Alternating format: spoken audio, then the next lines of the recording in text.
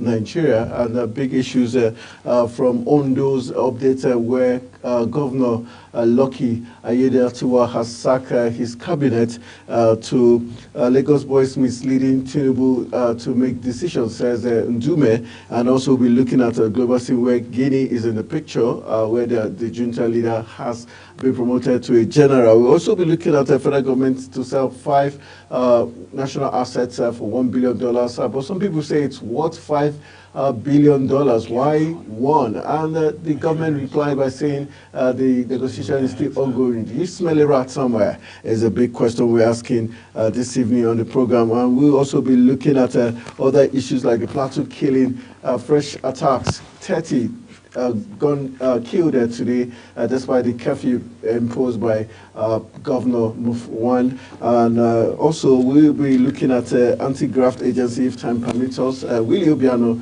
pleaded not guilty to 9 counts. All these and other stories is what we'll be looking at on the program, The Desk. I'm going to be joined by my regular guest, Stephen Frank, also who's a legislative aide, a writer, a master of ceremony, and also we'll be joined later on by Olubenga George, who is a journalist, also will be joining us in the second half of the program. Meanwhile, hopefully Kenneth Cole, who is a PR expert, will join us via Zoom, and also Chief Chike Okogu, a founder of a renowned company and also a disruptive innovator, and will also be joining us on the program via Zoom. All this is what will be coming away on today's exciting edition of the program. The Desk, go nowhere. This is where you get the best of analysis in the African continent. After this break, the show begins.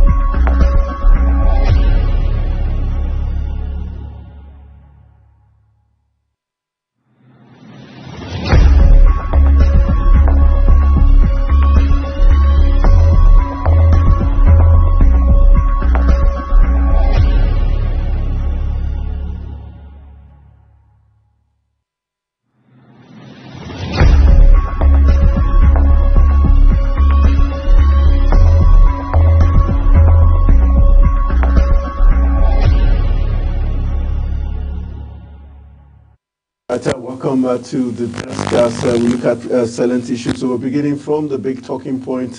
Hopefully, our guest, in the person of Dr. Chike Okogu, would have joined us via Zoom. We hope he's there already, and also Kenneth Cole, who is a PR expert. We're expecting them to join us via Zoom. But let's begin with my guest in the live studio, in the person of Stephen Frank, also, who is a legislative aide, a writer, and master of ceremony. Frank, nice to have you back on the desk.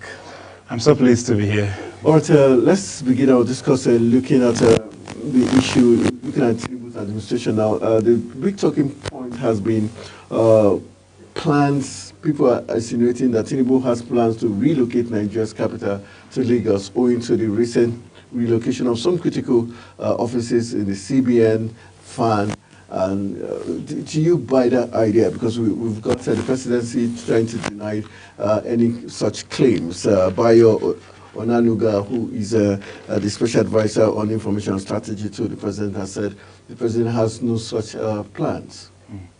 Well, I think the president, those who believe that he is trying to relocate Nigeria to Lagos has the capital, the capital to Lagos. Their fear is not unfounded. It's not because Tinubu, as you know, President Tinubu, as you know, is one of his nicknames is Lagos boy. He's the Lagos city boy. So it is correct to have that feel, but I do not think it is something to be afraid of, something to be scared to, something to cause any concern. Lagos is still in Nigeria. It's still but yes, Stephen, but, don't you think the fact that this recent sudden move of critical, offices, don't you think, because we have Ali Ndume, who has raised the issue saying cartels in Lagos are making the president make the wrong decision. yes. Frank, do you think that is true? I think talking about cabals, which has become a very popular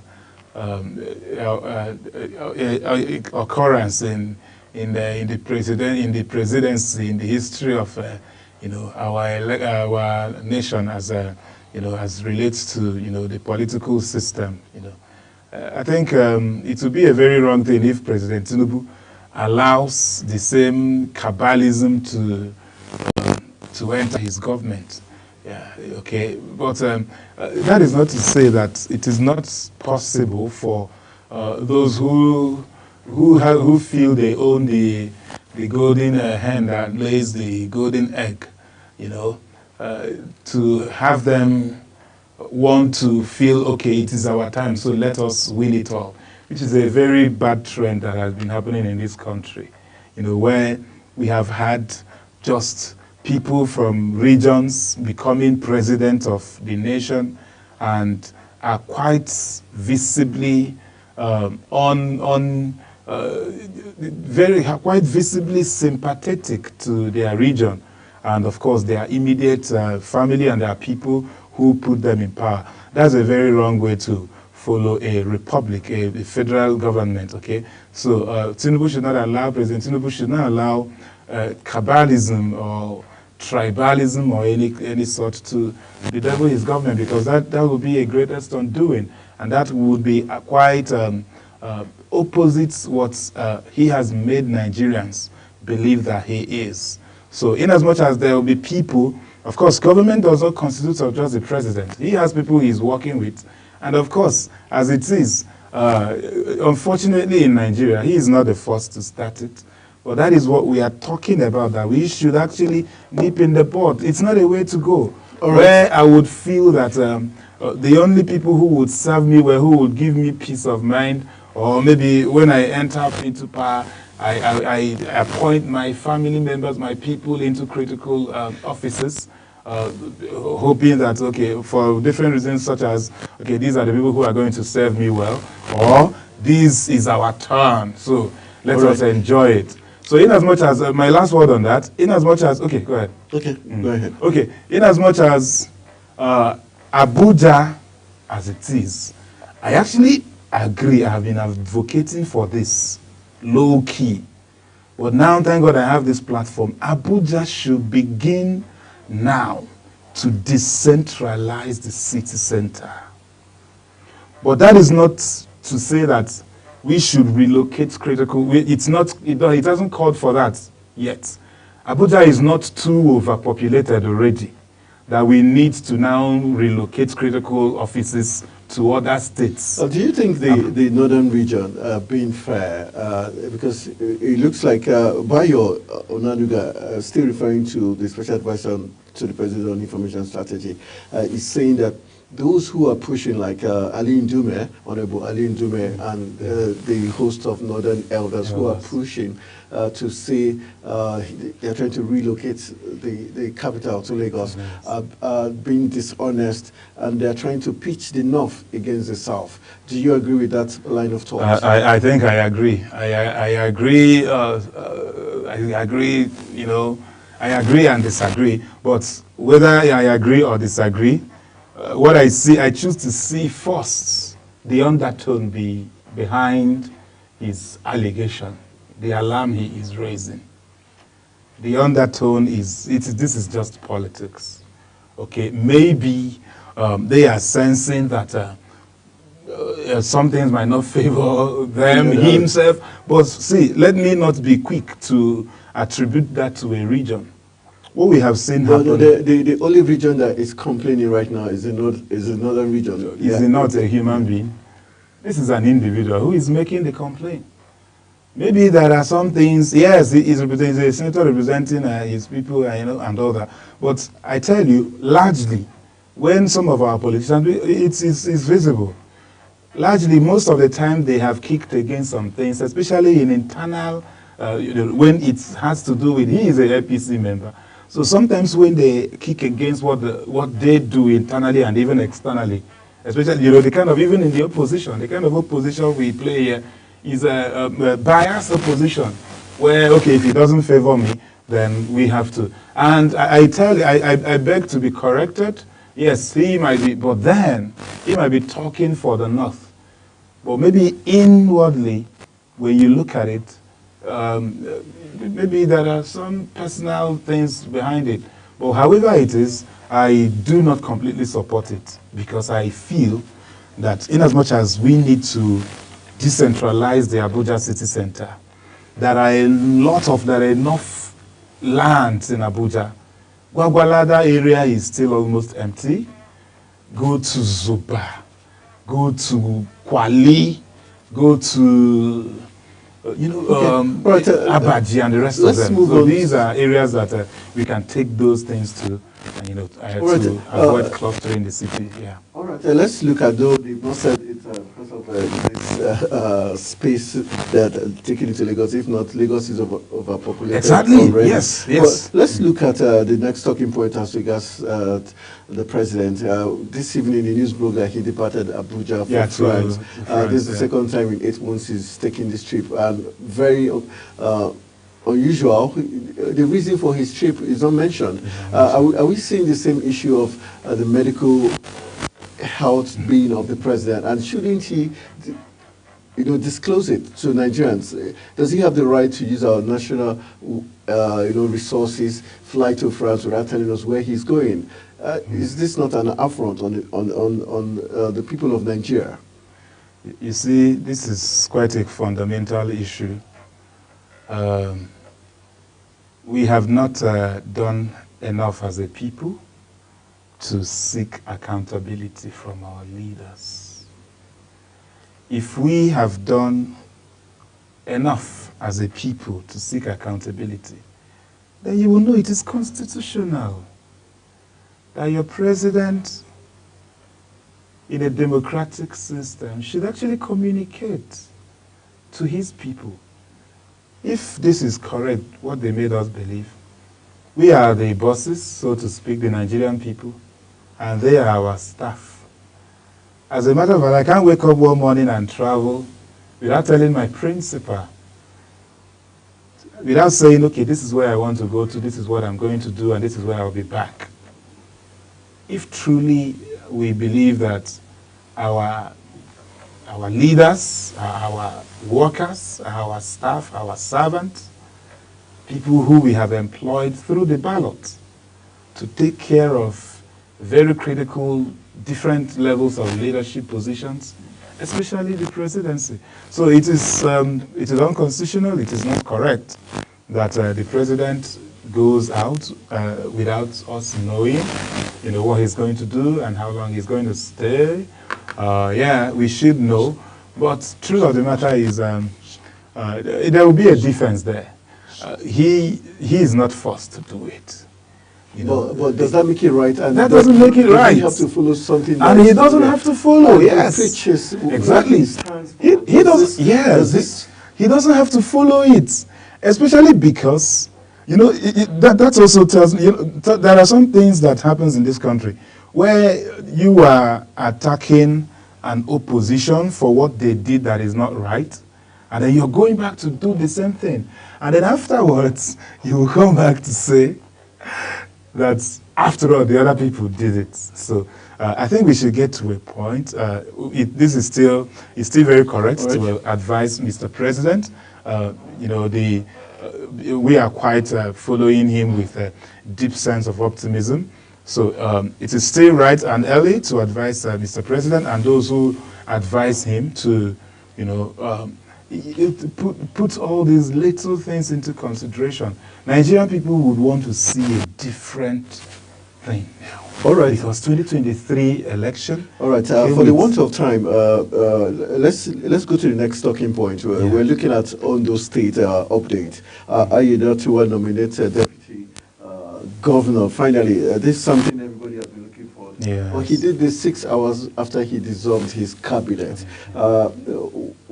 What does this signal, especially when who he nominates is an ex-clerk of the National Assembly? Yes. Laide Adelami. What does this tell us in terms of quality of person he's bringing as his deputy and the timing of nominating his deputy after sacking the cabinet and looking ahead of setting a new cabinet?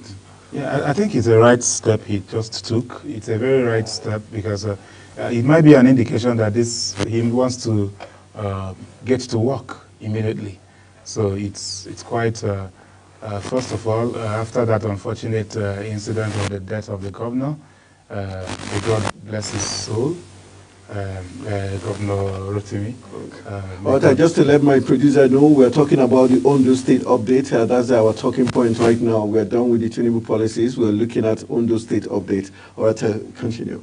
Okay, so God bless his soul. Yeah. So with the emergence of the deputy who has become the governor now, so he took a right step. His swiftness, indicates to us that maybe this man is actually set to hitting the ground running and getting things done. So we are optimistic that he continues from where his deceased predecessor stopped. And I think the people of Ondo State are quite enthusiastic, looking forward, hopeful that let's look at the setting up of the cabinet, new cabinet. Yeah. The fact that he didn't retain any of the old workforce.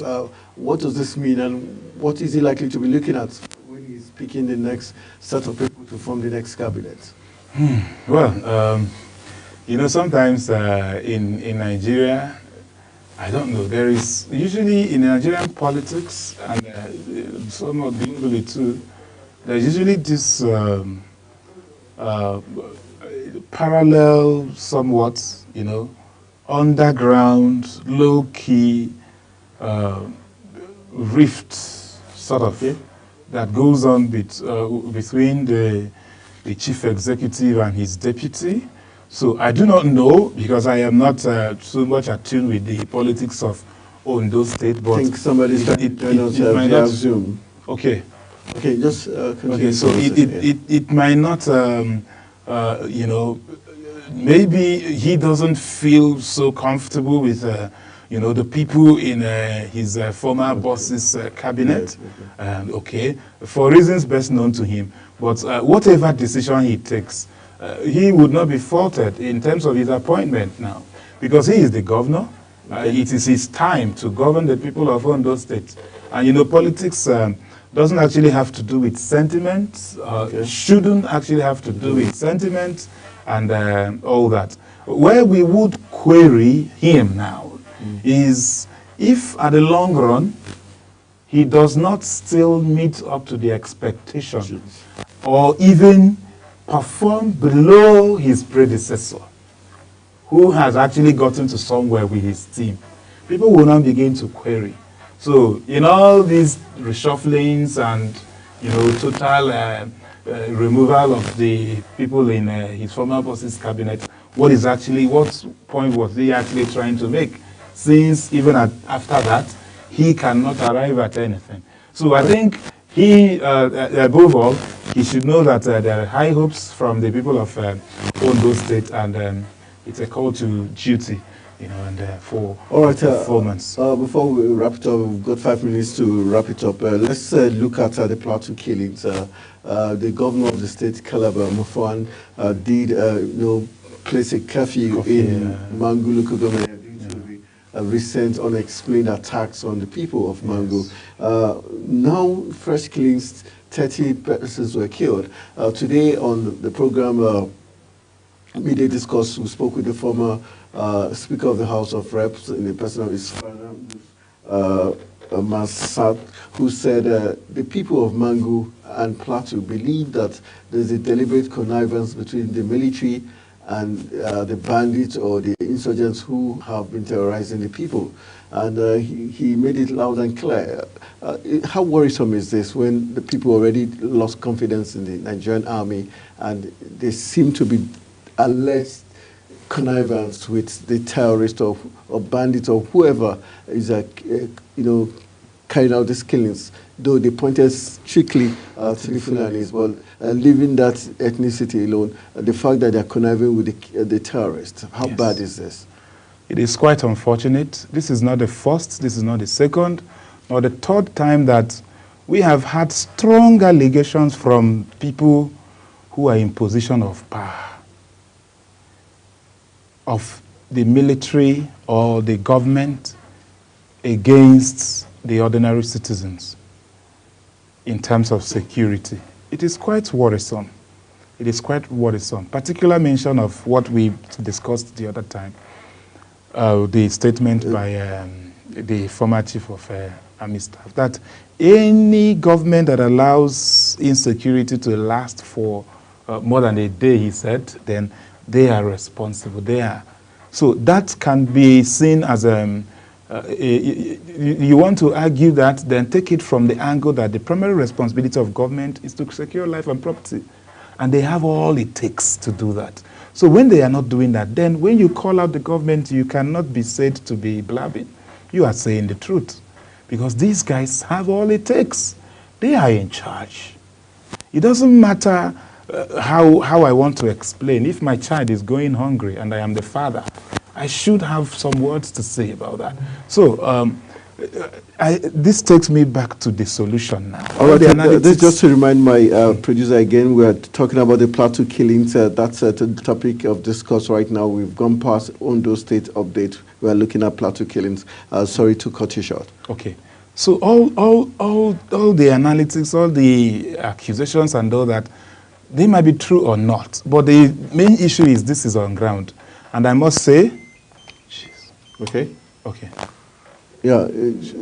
Proceeding. Would you say, looking at this, how do you think the federal government can probably come into the picture to help change this narrative? What the federal government has to do, needs to do, is to remove security from... Because the people have been saying they want the army out, and probably they have more confidence in the or even in the small vigilante that they have. Yeah, so I think what we should do is to, what we have been clamoring for a long time now, to remove security from the exclusive list. Okay? Allow states to create their own state police. Let's state, wait, why is security on the exclusive list? Why actually? What sort of distrust in the powers that operate in the state level? What sort of distrust is that? What sort of distrust is that? Especially when the people are the ones who elected this Who elected this person? The governors are just, bearing the title of chief security without catapult. Chief security that cannot order Boy Scouts in their states. What type of mirage title is that? So, before we begin a discussion, we should first talk about removing security from the exclusive list, and then allow governors, allow states to create state policing. Okay. When you do that, you can now begin to have conversation around security. Right. Because at that level now, the governor can, the states can now have a well-structured security architecture that would trickle down to the world level where these things are happening. The people, you cannot rule out what they are saying completely because they understand their terrain. You are sending someone, maybe the posting of the police commissioner, for instance. You send an Enugu man to go and become a commissioner of police in Ondo State, for instance. And he is probably visiting there for the first time. So he's just relying on what his other boys are telling him. As someone who is the chief accountant, who accounts first about on the issue of security, what information does he have? He only would, deal with what he doesn't know the terrain. He doesn't understand it. Probably he doesn't even speak the language of the people. All right, so the issue of lack of confidence is going to be there. Definitely. Right, very sad commentary there, but that's how much time is going to allow my first guest on the program, Stephen Frank, also, who is a legislative aide and also a writer and master of ceremony. And hopefully in the coming days and weeks, we'll be changing the formation of the program so that we'll be able to accommodate all our guests all at a time. But now we'll go for a very quick break. When we return from the break, the program, The Desk, continues. Stay with us.